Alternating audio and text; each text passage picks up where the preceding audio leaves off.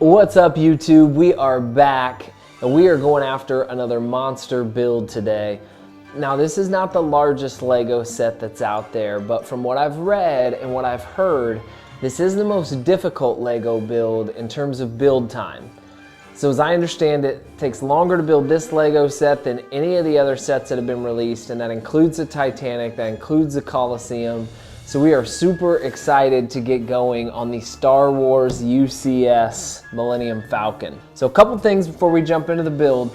First, this is actually the 9th Lego Millennium Falcon that's been released. There were 8 released before it, starting in the year 2000. Some of them super small, like minifigure size, others a little closer to this one. But this one definitely still the largest, both in terms of size as well as piece count. Which you can see here on the front of the box, a little more than 7,500 pieces. Secondly, if you are a Star Wars fan, you are definitely going to want to hang around for the wrap-up video. Real treat in store there. We are going to shoot that wrap-up video in the basement of Star Wars superfan Dennis Middleton, where he has one of the most incredible Star Wars collections that I have ever seen or frankly even heard of. So you are not going to want to miss that. One last thing before we jump into the build, and this is just something that I'm particularly excited about. So believe it or not, I've never really gotten into Star Wars. I don't know a ton about it. I've not seen the movies. Of course, just being in society, you're naturally exposed to some of that, but given the significant amount of research that I generally do in preparation for these videos, I'm just excited to use it as somewhat of a leaping off point to really get into it and learn more about it. I think it'll be a ton of fun. Hopefully a few of the nuggets will be new to you as well. But enough about all that. Rumor has it we're in for north of 20 hours of build time here, so we better go ahead and jump in. Here we go. So as we get going here, the first thing I wanted to note is that the Millennium Falcon that we're all familiar with, that was in the very first Star Wars movie in 1977, was actually not the first version of the Millennium Falcon. So the first version that was built out apparently ended up being scrapped at the last minute because it was too similar to another ship that had recently shown up on a TV series. George Lucas, who is the creator and director of Star Wars, understandably wanted no part in plagiarism complaints, so he and the team went back to the drawing board and managed to very quickly pull together the iconic design that we're building out here today. One quick note on that design. Legend has it the inspiration for the shape came from a hamburger with a bite taken out of it. Now, there is some debate on the legitimacy of that tale, but we're going to roll with it. Now, if you ever wondered what the original design looked like, it was actually repurposed as Princess Leia's ship Tantive 4 that you can see in this photo here. Let's jump to the infamous hollow chest scene that we just built out. Here's a close-up of this area in the build, as well as a photo from the actual scene in A New Hope. Impressive attention to detail once again, including the C-3PO and Chewbacca minifigures that are fantastic. One additional thing to call out, despite it being the 9th of its kind, this Lego Millennium Falcon is the first to replicate scenes from the interior of the ship, which I thought was awesome.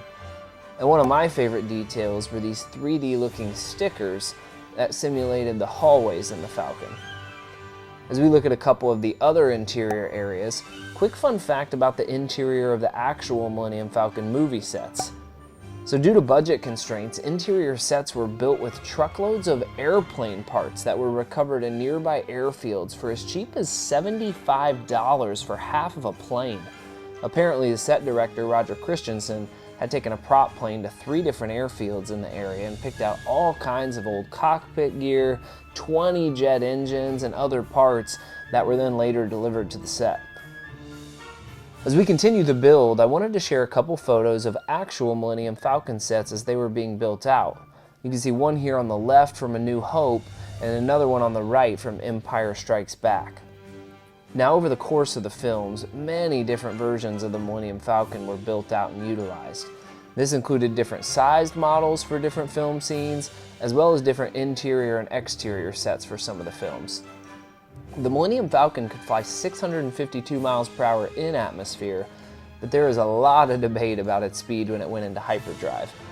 We certainly don't have time to get into all of those details and theories here, but at one point Han Solo does reference the Falcon's speed being 0.5 past the speed of light. While that still leaves a lot open for interpretation, I thought I would at least share that the speed of light is a smooth 670 million miles per hour or 186,000 miles per second. In other words, Earth could be circled more than 7 times in less than 1 second at that speed, which is crazy to me. Quick note on the exhaust vents that we're adding on the back of the Falcon. These were super important to release the heat from the engine lights to prevent parts from melting. This, of course, was before the days of LED, so lighting could get very hot. Next, we're about to begin working on the docking rings that will go on either side of the ship. Docking rings were used to dock on much larger ships or perhaps a space station, but these on the Millennium Falcon were actually never utilized in the movies. Last but not least, we're starting on the cockpit, which, while it's one of the last parts of this build, was actually the first interior set that was built out for A New Hope. The cockpit was modeled after the B-29 bomber cockpit from World War II, believe it or not, as you can see in these side-by-side photos here. Now, the cockpit was typically built out as a separate set so that it could be freely jolted and shaken for obvious reasons in the footage. Finishing touches include the top quad laser cannons as well as 2 different antennas that were used in different versions of the Millennium Falcon. So here we are, we have wrapped up the Millennium Falcon as advertised, one of the longest builds that are out there. For me, it took about 21.5 hours to put this together, which was longer than the Titanic, Coliseum. So pretty safe to say it is the longest from a build time perspective. I had set the time-lapse camera to set photos once every 10 seconds, so a little more than 7,700 photos as part of that time-lapse that you just saw. As you get more of a close-up video here, a few things I wanted to call out. First, you'll see the entryway door here right underneath one of the docking rings. You will also see there's a trap door gun they put in here. Now, Dennis, you'll have to tell me, I don't know that there was a trapdoor gun on the actual Millennium Falcon, but not that I recall. Nice fun ad there. Gosh, one of the other things that was interesting is you kind of get an overarching view. I was wondering what all these little brown pieces were as I was putting this together, and it was really cool. I watched quite a bit of documentary or discussion with the designers, the graphic designer and the person that designed the ship, and that was just to add kind of an overall wear and tear look to the ship, which I believe is a big characterization of the Millennium Falcon throughout the movie. So some really cool stuff, Dennis. I don't know if there's anything that you notice from seeing the movie so many times and seeing if there's anything in particular that jumps out to you. No, I think what's amazing is just the detail that they've captured with the Legos. And you said it was 7,000 pieces? Yeah, a little over 7,500. Yeah, so they've really managed to capture like all of the little like pieces. They call them like greeblies on the hull. When they made the model of the Millennium Falcon, they basically used a lot of like pieces and parts from like battleship models and airplane models and things like that to give it the character, and I think Lego's really done a great job of capturing it. I like the original radar dish as well as the optional one you have here from the sequel trilogy from The Force Awakens. You can't see it, but in here they've got like the little compartment where the Dejeric chess table is, so that the attention to detail is just amazing. So obviously you can see here, as promised, we're in Dennis's basement. Fascinating Star Wars collection. We'll get into that in just a minute, but I thought I would put together a few trivia questions for Dennis here to see what he actually knows. Now, Dennis has never seen these trivia questions, so we'll see how much of a super fan he really is. So, Dennis, a little bit, maybe a softball here, but who manufactured the Millennium Falcon? I know it was in the Carillion shipyards, and I think it was like Carillion Engineering. Okay, so that would be correct. Okay. What was one of the names of the ship prior to it being called the Millennium Falcon?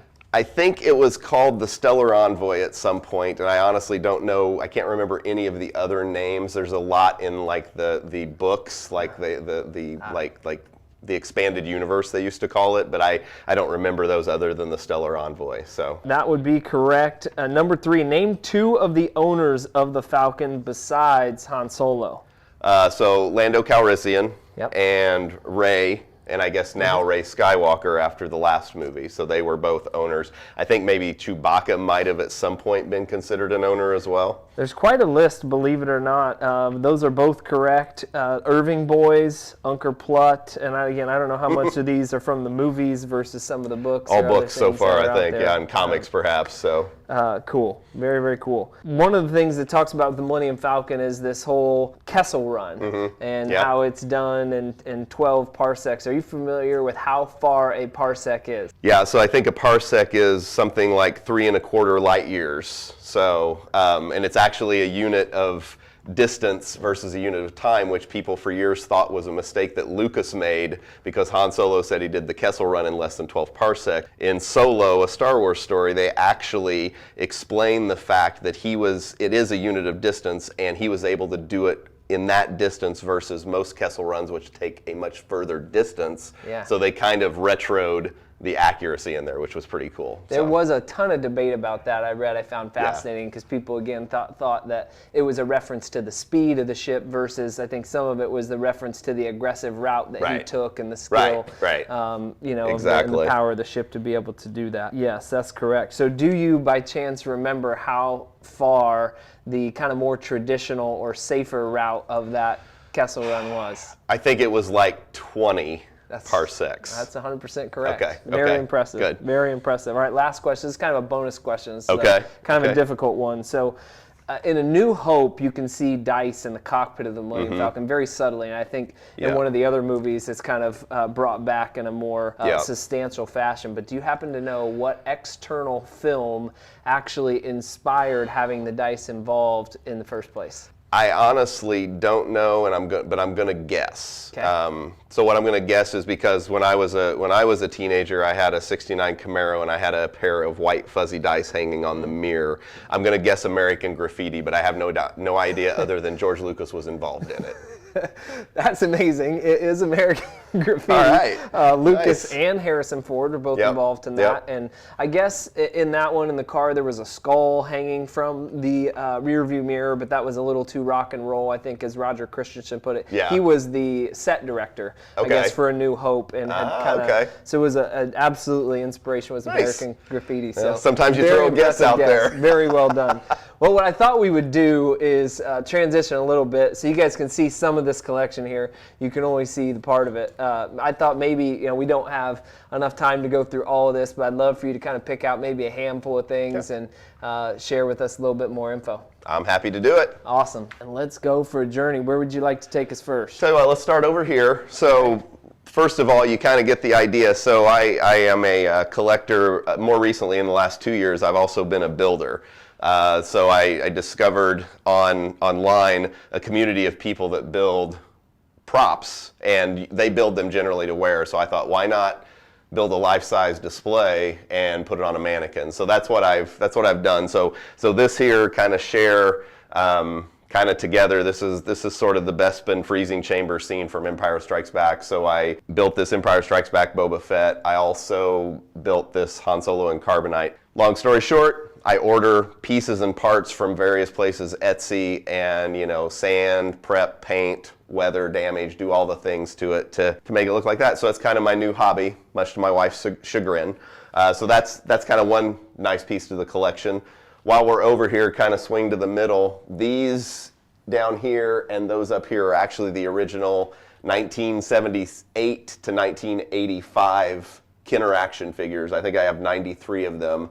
And then up there are the original 12-inch figures. So these are all legitimately, 40 plus years old. So that's probably my favorite part of the collection. And then just to share, this is a 3D printed version of the original Kenner Boba Fett action figure that I 3D printed. Took about 275 hours to print, another 200 hours to prep and paint. And so that was another side hobby of mine. So those are a couple of my favorite pieces. Wow, that's incredible. It makes my 20 hours of build time look quite measly. Yep. Very impressive. And kind of down this wall are statues that I've collected over the past probably 20 years all from Star Wars, but from various movies. These are other Boba Fetts that I've built. This is the holiday special version of Boba Fett that I really like the color scheme on, even though the Star Wars holiday special is very much lauded by like fans and critics alike. It was one of the worst things that was ever on television, but a cool thing came out of it. So. And then maybe over here, since we're talking Millennium Falcons, I think in 1997 they re-released the Star Wars movies to theaters, and Toys R Us had one of these hanging in each of their stores for about a year. When they were done with them, they raffled them off. I didn't win the raffle, but about 11 years after that, I actually saw an ad on a message board where a kid who won it when he was 7 was going to college and wanted some money. So I made an offer, drove to Chicago, stuffed it in my wife's Trailblazer, brought it home, and it's been hanging in my basement ever since. So this is a replica of the original Kenner Millennium Falcon, but it's about 6 feet long. It's actually called the Millennium Falcon Extraordinaire if you look it up online. So, and this is the one I most recently finished. This is Boba Fett's first reappearance in The Mandalorian Season 2.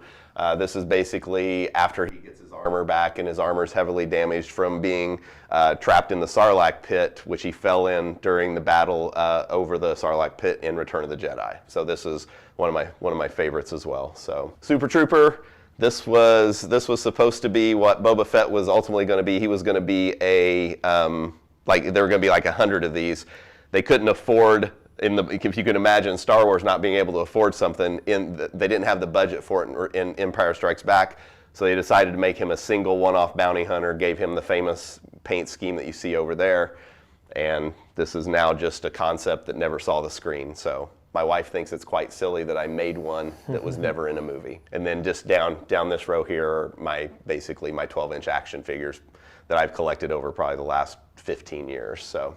Okay, well that is a wrap for the Millennium Falcon. Dennis, appreciate you Thanks for giving coming us out. the tour. And you may not know, Dennis was the one who actually requested this build. Yep. So if it wasn't for him requesting that a few months ago, we wouldn't be here at all. But thanks for that, and thanks for having us out, and thank you all for watching. We really appreciate it.